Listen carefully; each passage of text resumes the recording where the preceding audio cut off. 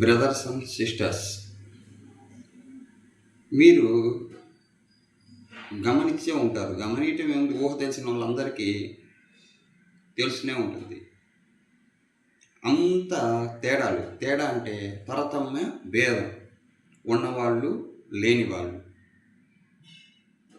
ఉన్నవాళ్ళంటే డబ్బు ఉన్నవాళ్ళు, లేని వాళ్ళంటే డబ్బు లేని వాళ్ళు. ఈ భేదం వచ్చి ప్రతి చోట కనపడుతూ ఉంటుంది మనకి.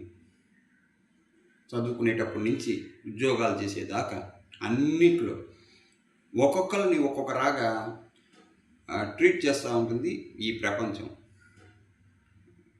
మనకి కళ్ళ ముందు జరుగుతూ ఉంటుంది, మనం చూసి చూడనట్టు పోతూ ఉంటాం. ఎక్కడ దాకా ఎందుకు, మనము కొన్ని ఫేమస్ గుళ్ళు, దేవాలయాలు ఉన్నాయి. వాటిల్లో ఈ భేదం చాలా స్పష్టంగా కనపడుతూ ఉంటుంది. ఒక్కో చోట మనము 5 అవర్లు 6 అవర్లు క్యూలో నిలబడి ఉంటే ఏమీ లేని క్యూ ఉండదు, ఏముండదు. డైరెక్ట్గా ఎంట్రన్స్లోకి వెళ్ళి దేవుని చూసేసి వెళ్ళిపోతూ ఉంటారు. వాళ్ళు మాత్రం విఐపి, వివిఐపి, ఇలా. ఇవన్నీ వచ్చి ఎవరు సృష్టించుకున్నవి? మనుషులు సృష్టించుకున్నవి. ఇప్పుడు ఒక ఎమ్మెల్యే ఉన్నాడు.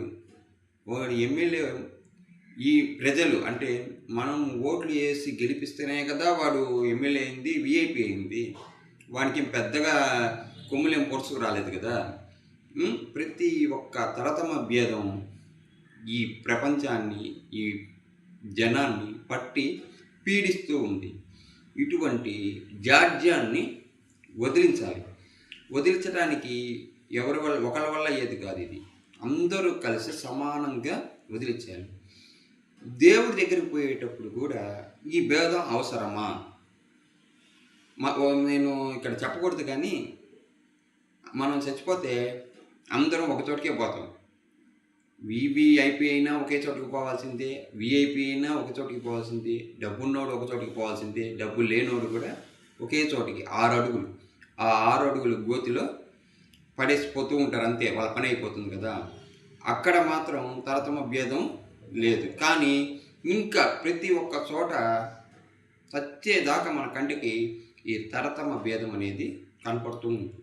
ఈ జాడ్యం వల్లనే సగం ప్రపంచంలో మనుషులు మానసిక వేదన, లేనిపోని సమస్యలతో ఎక్కువ బాధపడుతూ ఉంటారు. ఈ భేదాన్ని తొలగించే వాళ్ళు రావాలి, తొలగించగలగాలి. అందరూ ఒకటే, అందరూ సమానమే.